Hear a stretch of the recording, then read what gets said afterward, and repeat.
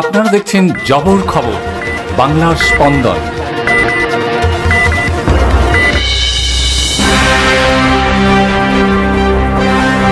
বিধানসভা নির্বাচনকে পাখির চোখ করে এবার জয়নগরের বিধায়ক বিশ্বনাথ দাসের উদ্যোগে অনুষ্ঠিত হলো রাজনৈতিক প্রশিক্ষণ শিবির।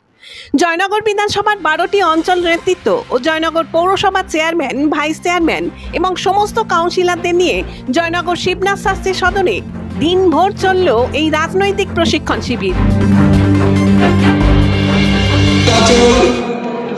চলো গ্রামে যাই, আমার প্রিয় বিধায়ক যে যে কর্মসূচি আমাদেরকে পালন করার জন্য দিয়েছেন, আমার মনে হয় ব্যক্তিগতভাবে এটা আমার উপলব্ধি।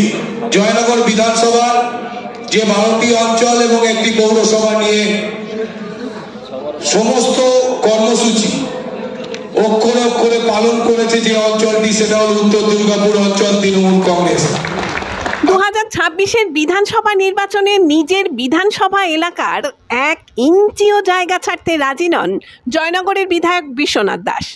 তার বিধানসভা এলাকার বিভিন্ন অঞ্চলে এমনকি বুথে বুথে এলাকার মানুষ সরকারি প্রকল্পের সমস্ত পরিষেবা ঠিক মতো পাচ্ছে কিনা তা নিশ্চিত করতে এর আগে তিনি সর্বস্তরের দলীয় কর্মীদের নিয়ে বৈঠক করে বিশেষ গ্রুপ গঠন করেছিলেন এবং সেই গ্রুপের কর্মীরা ঠিকমতো কাজকর্ম করছে কিনা সেই ব্যাপারেও নিজের নজরদারি চালিয়েছিলেন। মুখ্যমন্ত্রীর নির্দেশে অঞ্চলে আচল কর্মসূচিতেও তিনি দলীয় কর্মীদের উপর ক্রমাগত নজরদারি চালিয়েছেন। এবার তিনি তার বিধানসভা এলাকার 12টি অঞ্চল এবং একটি পৌরসভার নেতৃত্বদের নিয়ে একটি রাজনৈতিক প্রশিক্ষণ শিবিরের আয়োজন করেন। জয়নগর শিবনাথ শাস্ত্রী সদনে রবিবার সারা দিন ধরে চলে এই রাজনৈতিক প্রশিক্ষণ শিবির। বিভিন্ন অঞ্চলের নেতৃত্বরা তাদের এলাকার সমস্যার কথা তুলে ধরেন আর বিধায়ক তাদের সেই সব সমস্যার কথা শুনে সমাধানের উপায় জানিয়ে দেন।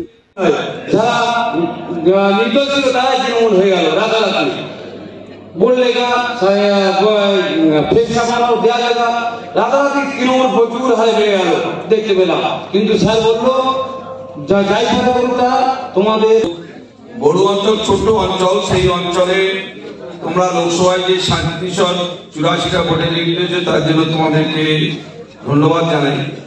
কিন্তু ব্যাপার 84, 89, 90 আর 94 এই 4টে বুথে লস হয়েছে 839টা। এই লসটা যদি আমরা রিকভার করতে পারি তাহলে তোমাদের 37 জায়গা ওটা 4500 হয়ে যাবে।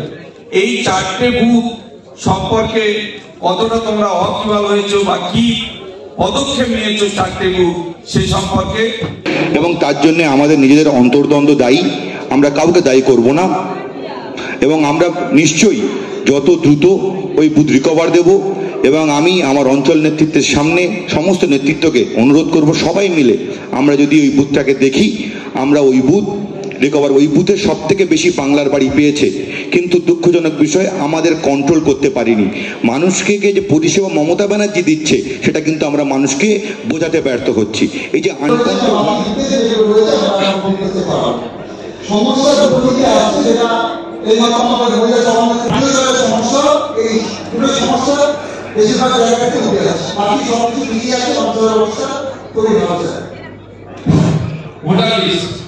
ভোটার কাজ করে কমপ্লিট করেছি।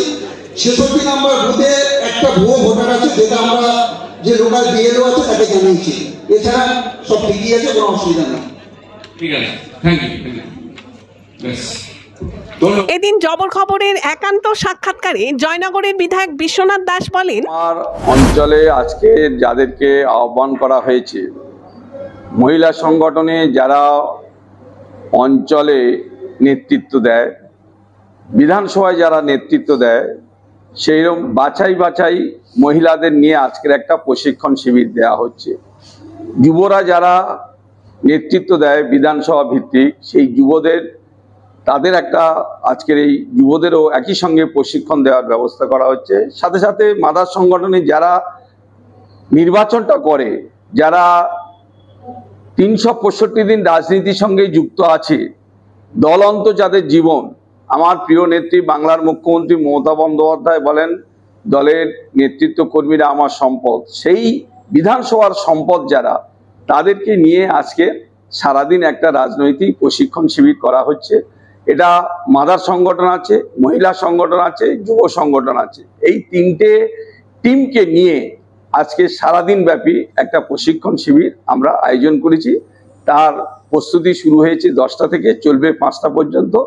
এই প্রশিক্ষণ শিবিরে বিভিন্ন বিষয় বিভিন্ন অঞ্চলে তাদের বিভিন্ন সমস্যাগুলো তুলে ধরছে।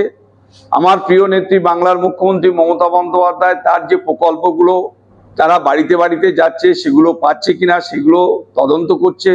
প্রতিটা প্রোগ্রাম, যেমন মহিলারা অঞ্চলে তারা বাড়িতে বাড়িতে যাচ্ছে, গিয়ে কি সমস্যা হচ্ছে, বাংলার নেত্রীর পাশে তারা আছে কিনা, বা তাদের যে প্রকল্পগুলো সেগুলো সঠিক সময় পাচ্ছে কিনা সেগুলো তারা জানছে। যুবরা চলো গ্রামে যাই, তাদের এই প্রোগ্রামগুলো সেগুলো ডোর টু ডোর ভিজিট করছে, গিয়ে তারাও তুলে ধরছে যে বাইরের যে রাজ্যগুলো তারা যে পরিষেবা দিচ্ছে, কিন্তু বাংলার মুখ্যমন্ত্রী মমতা বন্দ্যোপাধ্যায় সেই প্রকল্পগুলো, এত প্রকল্প ভারতবর্ষে কোনো রাজ্যের মানুষ পায় না, একমাত্র বাংলার মানুষরা পায়, সেটাকে যুবরা তুলে ধরার চেষ্টা করছে। মূলত 26 নির্বাচনকে সামনে রেখে কি এই কর্মসূচি? একদম, এটা আমাদের মে জুন জুলাই 3 মাসের কর্মসূচি। আজকে তারা রিপোর্ট পেশ করছে, আবার আগস্ট সেপ্টেম্বর অক্টোবর এই 3 মাস তারা কর্মসূচি করে নভেম্বরে তারা শেষের দিকে আমাদের যে প্রোগ্রাম হবে সেখানে রিপোর্ট পেশ করবে। আবার ডিসেম্বর জানুয়ারি 2 মাস তারা কর্মসূচি নেবে, নিয়ে ফেব্রুয়ারিতে তারা রিপোর্ট পেশ। মূলত 26কে পাখির চোখ রেখে আমার বিধানসভায় আমাদের যাতে সংঘবদ্ধ ঐক্যবদ্ধভাবে আমরা কাজ করে এগিয়ে যেতে পারি, এলাকার মানুষের পাশে থেকে আমরা মানুষের পরিষেবা যাতে দিতে পারি, তার জন্য আমাদের এই পরিকল্পনা।